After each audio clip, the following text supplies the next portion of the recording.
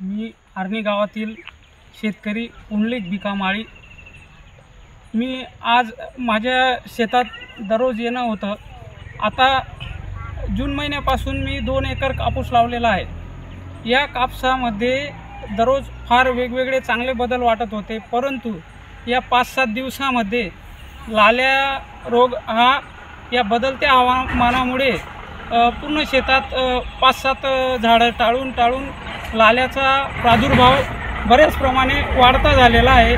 आणि हा लाल्या रोग येणं म्हणजे शेतकऱ्याला एक प्रकारे फाशीचा आजार असतो, कारण शेतकऱ्याने जो एकरी खर्च लावलेला असतो आम्ही, त्या खर्चामध्ये त्याच्यातनं 20% देखील उत्पन्न येऊ देत नाही, अशा प्रकारचा हा लाल्याची सुरुवात झालेली आहे।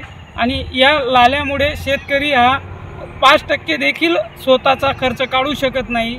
आणि या लाल्याविषयी शासन किती दखल घेतं याच्याकडं आमचं शेतकऱ्यांचं लक्ष लागून आहे। म्हणून शेतकऱ्यांचं एवढंच सांगणं आहे आपल्या महाराष्ट्र सरकार मायबापाला व केंद्राला की कापसावर शेतकरी हा जिवंत असतो, परंतु लाल्यामुळे आज शेतकरी मरणाच्या वाटेवर दिसू लागला आहे।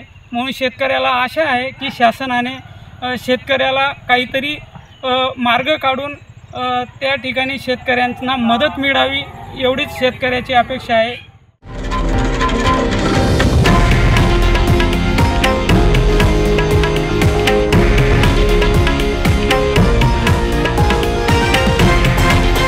हे आहे देशातील नंबर 1 न्यूज नेटवर्क आणि आपण पाहत आहात TV9 मराठी, एकमेव।